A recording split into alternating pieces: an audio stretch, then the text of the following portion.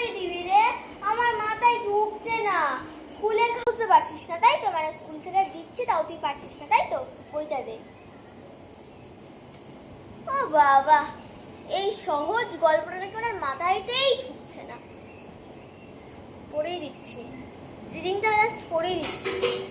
Answer question আমি তো পরের দিন বোঝাবো। আমি রিডিংটা জাস্ট পড়ে দিচ্ছি। যখন স্কুল থেকে পড়া তুই কোথায় থাকিস? নিশ্চয়ই পড়িস না এখন। ওই দেখ, মা রান্না করছে, খাবার দাবার হবে। এখন তুই আমার কাছে বইটা নিয়ে এসেছিস তাই তো? কিচ্ছু বলে কিন্তু আমি আমার ঘরে দোষ দিতে পারবো না। বউ কুমিরের কথা। উপেন্দ্র কিশোর রায়চৌধুরী। কুমির আর শিয়াল মিলে চাষ করতে গেল। কিসের চাষ করবে? আলুর চাষ। আলু হয় মাটির নিচে, তার গাছ থাকে মাটির উপরে, তা দিয়ে কোনো কাজ হয় না। বউ কুমির সে কথা জানতো না, তাই সে শিয়ালকে ঠকাবার জন্য বললে গাছের আগার দিক কিন্তু আমার আর গোড়ার দিক তোমার। তখন শিয়াল হেসে বললে তাই হবে। তারপর যখন আলু হলো, কুমির তখন সব গাছের আগে কেটে নিয়ে তার বাড়িতে নিয়ে এলো। এনে দেখে তাতে একটাও আলু নেই। তখন সে মাটি গিয়ে দেখলো শিয়াল মাটি ঘুরে সব আলু তুলে নিয়ে গেছে। কুমির ভাবলে তাই তো, এবার পট ঠুকে গেছে, আসছে এবার দেখবো। তারপরে এবার হলো ধানের চাষ।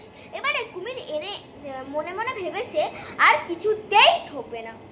তাই সে আগে থাকতে শিয়ালকে বললে, ভাই এবারে কিন্তু আমি আগার দিক নেব না, এবারে আমাকে গোড়ার দিক দিতে হবে। শুনে শিয়াল হেসে বলে তাই হবে। তারপর যখন ধান হলো, সে ধান শুদ্ধ গাছের আগার দিক কেটে নিয়ে চলে গেল। কুমির তো এবারে ভারী খুশি হয়ে গেছে, ভেবেছে মাটি খুঁড়ে সব ধান বার করে নেবে। হায় কপাল, মাটি খুঁড়ে তাতে কিছুই নেই। লাভের মধ্যে খড়গুলো গেল।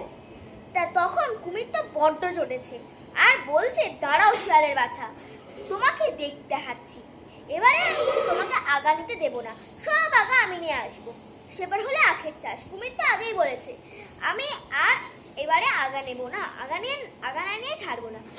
কাজেই শিয়াল তাকে আগাগুলো দিয়ে নিজের আখগুলো নিয়ে চলে গেল।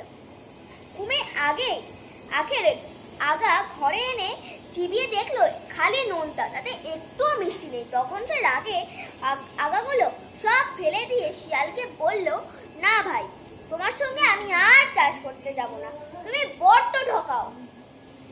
থাক দিদি, আর বোঝাতে হবে না, আমি না বুঝে গেছি। আমি এইটুকুনি পয়লা মারতে বুঝে গেলে তার মানে ঘরে কিছুই বলিস না, আমার কাছে নাটক করছিলিস। সমাপ্ত। আপনার যদি ভালো লাগে তাহলে গল্পটা এই